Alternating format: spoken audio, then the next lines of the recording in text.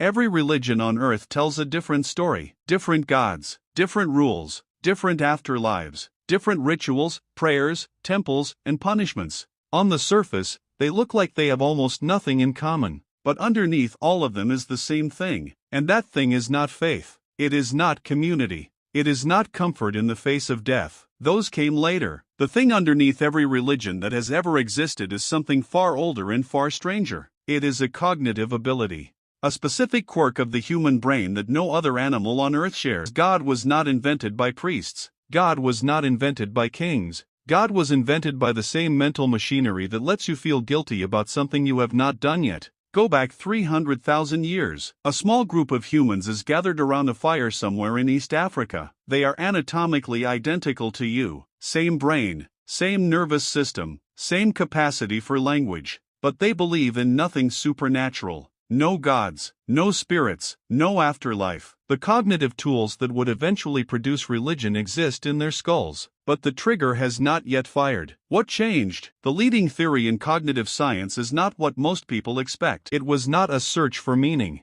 It was not fear of death. It was something much more mundane and much more powerful. It was the ability to think about other minds. Psychologists call it theory of mind. The capacity to model what another person is thinking, feeling, wanting, and intending. To hold a mental simulation of someone else's inner world running alongside your own. You do it constantly without noticing. When you wonder if your friend is angry with you, when you try to predict what your boss will say, when you watch a film and feel something because of what a fictional character is experiencing. No other animal does this at human scale. Chimpanzees show early traces of it, but the full recursive depth of human theory of mind, the ability to think about what someone thinks about what someone else thinks, is unique to us. And here is what cognitive scientists discovered. The same mental machinery that models other human minds can also model minds that are not human at all. The anthropologist Pascal Boyer spent decades studying how religious concepts form across cultures. What he found was striking.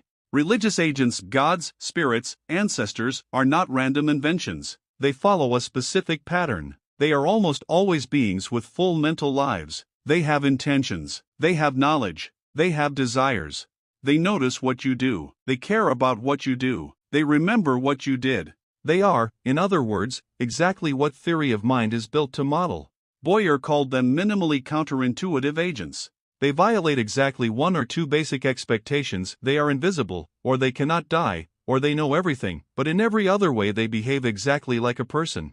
They want things. They judge things. They react to things. Your brain, which evolved to model the minds of other humans, barely has to stretch at all to model a mind like this. A god is not a radical departure from human cognition.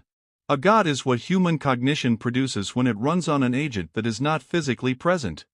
There is a second piece, and it might be even more important. Somewhere around 70,000 years ago, something happened in the archaeological record that researchers call the cognitive revolution. Symbolic behavior explodes. Cave paintings, beads, burial sites with grave goods, evidence of ritual, all at roughly the same moment across multiple populations. What changed is that humans started treating the dead as if they still had minds. Burial with grave goods, tools, food, pigment only makes sense if the person doing the burying believes the dead person will still need things, will still want things, will still be capable of experience. The buried person has left the physical world. But in the mind of the mourner, their inner life continues. This is not comfort. This is theory of mind running on someone who is no longer there. And once your brain can model the mind of an absent person, it is a very short step to modeling minds that were never physically present at all. The dead do not disappear from the social group. They become the first supernatural agents, the first invisible beings with intentions and knowledge and the ability to affect the living. Every ancestor cult, every ghost story, every prayer directed at someone who has died traces back to the same cognitive moment, the moment a grieving human refused to let a mind go dark. The third piece is agency detection. And this is where it gets strange. Your brain is wired to detect agents, things with minds and intentions, in the environment. And it is wired to err on the side of overdetection rather than underdetection. The cost of missing a predator is death. The cost of mistaking a rustling bush for a predator is a brief fright. Evolution ruthlessly selects for the brain that sees agents everywhere. Researchers call this the hyperactive agency detection device.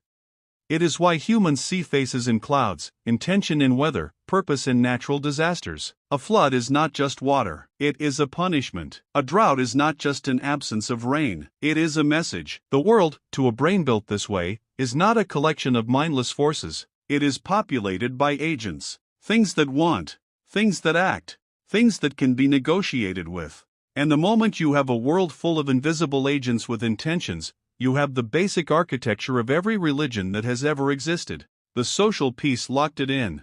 Ara Norenzayan at the University of British Columbia spent years studying what he calls big gods. Gods that are not just present but morally watchful. Gods that care specifically about whether you are cooperating, sharing, keeping your promises, treating strangers fairly. His argument is precise. Small-scale societies, bands of 30 or 40 people, do not need moralizing gods. Everyone knows everyone. Reputation does the work. You cooperate because you will see these people again tomorrow. Defection is immediately visible and immediately punished. But as society scaled up, that enforcement mechanism broke down. Strangers interacting with strangers. Nobody watching. Nobody keeping track. A God who sees everything solves this problem completely. If you believe that an all-knowing agent is watching and judging your behavior at all times, you behave differently when no one else is around. Studies consistently show that even subtle reminders of being watched increase cooperative behavior. A poster of eyes in a room where people pay for coffee on an honor system increases payment rates significantly. The watching does not have to be real. The belief that something is watching is enough. Norenzayan calls this the big God hypothesis. Moralizing gods did not emerge because humans were spiritually enlightened. They emerged because large-scale human cooperation is cognitively impossible without some mechanism for enforcement. And an omniscient moralizing God is the most powerful enforcement mechanism the human brain has ever produced. Put it all together and the picture becomes clear. 3 cognitive quirks, each one selected for completely unrelated reasons. Theory of mind,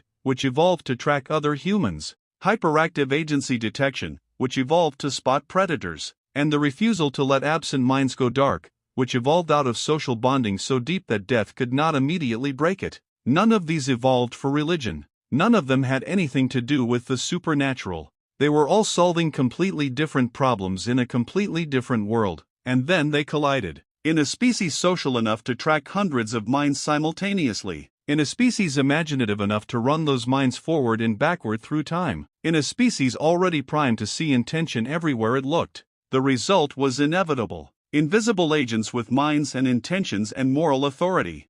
Watching, remembering, judging.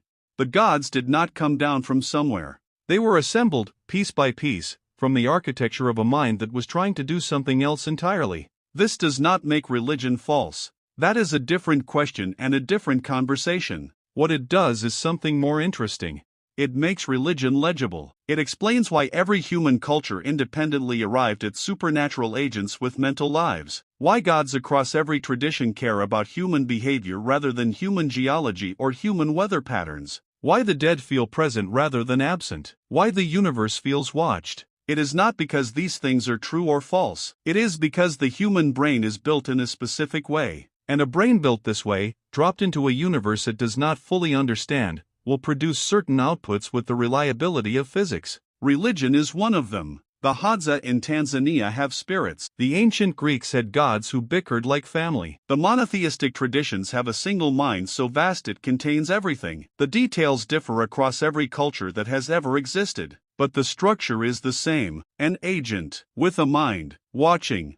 That structure did not come from revelation. It did not come from tradition. It did not come from fear. It came from the same piece of neural machinery you used this morning to wonder what someone else was thinking. You have been running God-shaped simulations your entire life. Every human who has ever lived has run them. The machinery was already there, built for something else entirely, waiting for a mind complex enough to turn it on itself. And somewhere around 70,000 years ago, in a species that had just learned to bury its dead and paint the walls of caves and string shells together into necklaces, it did.